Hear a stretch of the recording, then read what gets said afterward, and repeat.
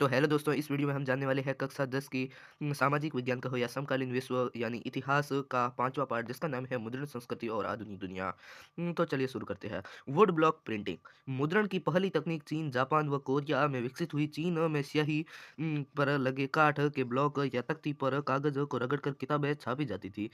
इस तकनीक को वुड ब्लॉक प्रिंटिंग के नाम से जाना जाता था। ये प्रिंटिंग एकॉर्डियन शैली में लिखी जाती थी। एकॉर्डियन कागज के एक तरफ छापने की पद्धति एकॉर्डियन कहलाती थी। खुशनवीसी यानी कैलीग्राफी, सुंदर लेखन कला। चीन में मुद्रण। लंबे समय तक मुद्रित सामग्री सबसे बड़ा उत्पादक चीनी राजतंत्र सिविल सेवाओं की परीक्षा हेतु बड़ी मात्रा में किताबें छपवाना था। 17वीं शताब्दी तक आते आते व्यापारी भी अपने कारोबार की जानकारी लेने के लिए मुद्रित सामग्रियों का इस्तेमाल करने लगे। पढ़ना एक शौक बन गया। संघाई प्रिंट संस्कृति का नया केंद्र बनने लगा। और हाथ की छपाई की जगह धीरे धीरे यांत्रिक मशीनी छपाई लेने लगी। जापान में मुद्रण। चीनी बौद्ध प्रचारक 768 से 770 ईस्वी के आसपास छपाई की तकनीक को लेकर जापान आए। जापान की सबसे पुरानी पुस्तक डायमंड सूत्र 1868 ईस्वी में छपी। एदो टोक्यो का पुराना नाम। कितागाओ उतामारो।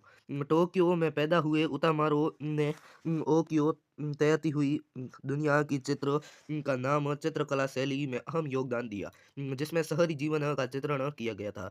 त्रिपीठ का कोरियाना। बौद्ध धर्म के बौद्ध ग्रंथों में कोरियाई संग्रह जो वुड ब्लॉक प्रिंटिंग की तकनीक से छपा। 2007 में इसे यूनेस्को की memory of the world register में अंकित किया गया। यूरोप में मुद्रण। सदियों से चीन में व्यापार रेशम और मसाले लेकर यूरोप में जाते थे, और 1295 ईस्वी में मार्क पोलो नामक इटालियन यात्री चीन में वापस इटली लौटा और अपने साथ वुड ब्लॉक प्रिंटिंग का ज्ञान अपने साथ लेकर गया। वह जल्द ही ये तकनीक पूरे यूरोप में फैल गई। वेलम चर्म पत्र, जानवरों की चमड़े पर बनी लेखन की सतह। गुटेनबर्ग और प्रिंटिंग प्रेस। आधुनिक प्रिंटिंग मशीन का आविष्कार 1448 में जर्मनी के योहान गुटेनबर्ग ने किया। इसी के नाम पर आधुनिक छापा खाने को गुटेनबर्ग प्रिंटिंग प्रेस के नाम से जाना गया। इसे छपने वाली पहली किताब बाइबिल थी। पांडुलिपि हस्तलिखित ग्रंथ। प्लाटेन लेटर प्रेस। छपाई में प्लाटेन एक बोर्ड होता था जिसे कागज के पीछे दबाकर टाइप की छाप ली जाती थी। पहले यह बोर्ड काठ का होता था, बाद में इस्पात का बनने लगा। कंपोजिटर छपाई के लिए इबारत लिखने वाला व्यक्ति कंपोजिटर कहलाता था। गैली धातुई फ्रेम में जिसमें टाइप बिछाकर इबारत लिखी जाती थी। मुद्रण क्रांति के प्रभाव। बिंदु के रूप में पुस्तक उत्पादन के नए तरीकों ने लोगों की जिंदगी बदल दी। छापे खाने के आने से नया पाठक वर्ग पैदा हुआ। छपाई से किताबों की कीमतें गिरी और बाजार किताबों से भर गए, और पाठक वर्ग में भी वृद्धि होती गई। छापे खाने के आने से मौखिक संस्कृति मुद्रित संस्कृति में परिवर्तित हो गई, जिससे श्रोता और पाठक वर्ग एक दूसरे से घुल मिल गए। धार्मिक विवाद व प्रिंट का डर। छापे खाने के आने से विचारों के व्यापक प्रचार प्रसार के द्वार खुल गए। रूढ़िवादी विचार से असहमति रखने वाले लोग भी अपने विचारों को छाप कर फैला सकते थे। हर कोई मुद्रित किताब को लेकर खुश नहीं था। उन्हें डर था कि छपे हुए और पढ़े जा रहे साहित्य पर कोई नियंत्रण नहीं हुआ तो लोगों में बगी और अधार्मिक विचार पनपने लगे। धर्मगुरु और सम्राट छापे खाने की आलोचना करने लगे। प्रोटेस्टेंट धर्म सुधार। मार्टिन लूथर ने रोमन कैथोलिक चर्च में फुरीतियों की आलोचना करते हुए 95 स्थापनाएं यानी लेख लिखी। इसकी एक प्रति विटेनबर्ग बर्ड चर्च के गेट पर टांगी गई। लूथर ने चर्च को शास्त्रार्थ के लिए चुनौती दी, और लूथर के लेख बड़ी संख्या में छपे और पढ़े गए। परिणाम स्वरूप चर्च का विभाजन हो गया और प्रोटेस्टेंट धर्म सुधार की शुरुआत हुई। इंक्विजिशन धर्म अदालत। धर्म विरोधियों की पहचान कर उन्हें सजा देने वाले रोमन कैथोलिक संस्था। धर्म विरोधी चर्च की मान्यताओं को असहमति रखने वाले और लोगों को धर्म विरोधी कहते हैं। संप्रदाय किसी धर्म को एक उपसमूह। पंचांग चांद सूरज और ग्रहों की गति के आधार पर लोगों ने दैनिक जीवन की जानकारी देने वाले कैलेंडर। चैप बुक गुटका इंग्लैंड पॉकेट बुक में आकर छोटी-छोटी किताबें पॉकेट बुक कहलाती थी। आमतौर पर फेरी वाले इन्हें बेचते थे और बेचने वालों को चैपमैन भी कहा जाता था। बिब्लियोथिक ब्लू फ्रांस में सस्ते कागज पर छपने वाली इ और नीली जिल्द बंधी हुई छोटी-छोटी किताबें बिब्लियोथिक ब्लू के नाम से जानी जाती थी। इतिहास फ्रांस में 4 पन्नों की कहानियाँ और अतीत की गाथाएँ इतिहास के नाम से जानी जाती थी। छापाखाना प्रगति का सबसे ताकतवर औजार है। इससे बन रही जनमत की आंधी में निरंकुशवाद उड़ जाएगा। यह कहा था सेबेस्टियन मार्सिये ने। हे निरंकुशवादी शासकों, अब तुम्हारे कांपने का वक्त आ गया है। आभासी लेखक की कलम के जोर के आगे तुम हिल जाओगे। यह कहा था सेबेस्टियन मार्सिये यानी उसी आदमी ने। निरंकुशवाद ऐसी शासन व्यवस्था जिसमें समस्त शक्तियों को किसी एक के हाथ में हो और उस पर कोई संवैधानिक या कानूनी नियंत्रण नहीं हो। छापे खाने ने फ्रांसीसी के अनुकूल परिस्थितियां पैदा कर दी। मुद्रण का फ्रांसीसी क्रांति पर प्रभाव छापे खाने के आने से वॉल्टेयर, रूसो, मार्केस ट्यूर, टॉमस पेन जैसे दार्शनिक चिंतकों के विचारों का प्रसार हुआ। इन्होंने अंधविश्वास और निरंकुशवाद की आलोचना की तथा रीति रिवाजों की जगह विवेक और शासन पर बल दिया।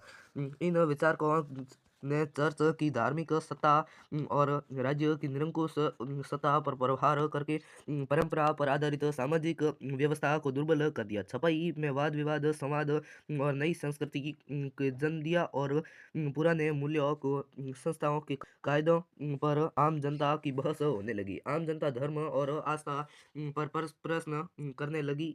इसी से सामाजिक क्रांति के नए विचारों का सूत्रपात हुआ। 1780 के दशक तक राजशाही और उसकी नैतिकता का मजाक उड़ाने लगे और साहित्य का ढेर लग चुका था। भोग विलास में डूबी राजशाही और आलोचना होने वाली मुद्रित साहित्य ने लोगों को राजतंत्र के खिलाफ भड़काया और फ्रांसीसी क्रांति की शुरुआत हो गई। मुद्रण क्रांति का बच्चों पर प्रभाव 19वीं सदी के अंत में प्राथमिकता शिक्षा अनिवार्य होने से बच्चे भी पाठकों की श्रेणी में शामिल हो गए। 1857 में केवल बाल पुस्तकें छपने के लिए प्रेस की स्थापना की गई। जर्मनी में ग्रीम बंधुओं ने बच्चों के लिए लोक गाथाओं का संपादन किया। मुद्रण क्रांति और महिलाएं मुद्रण क्रांति आने से महिलाएं पाठिका और लेखिका भूमिका महत्वपूर्ण हो गई। पेनी मैगनीज या एक पैसिया पत्रिकाएं खास तौर से महिलाओं के लिए होती थी।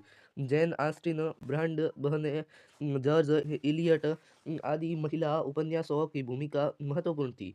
मुद्रण क्रांति से नारी की नई परिभाषा उभरी जिसका व्यक्तित्व सुदृढ़ था, गहरी सूझबूझ, अपना दिमाग था, अपनी इच्छा शक्ति थी। मुद्रण क्रांति और मजदूर 17वीं सदी से ही किराए पर पुस्तकें देने वाले पुस्तकालय अस्तित्व में आ गए जिनका उपयोग सफेद कॉलर मजदूरों, दस्तकारों, निम्न वर्गीय लोगों व शिक्षित करते थे।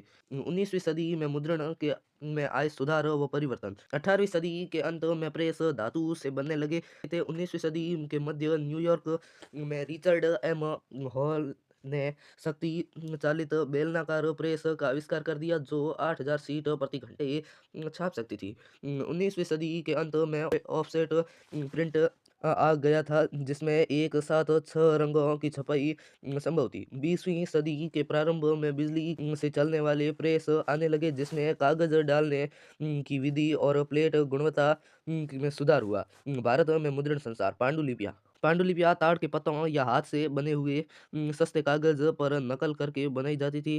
भारत के ये हस्तलिखित ग्रंथ संस्कृत, अरबी, फारसी, क्षेत्रीय भाषाओं में लिखे गए। पांडुलिपियों की कठिनाइयाँ पांडुलिपियों की नकल उतारना श्रम साध्य, समय साध्य और खर्चीला होता था।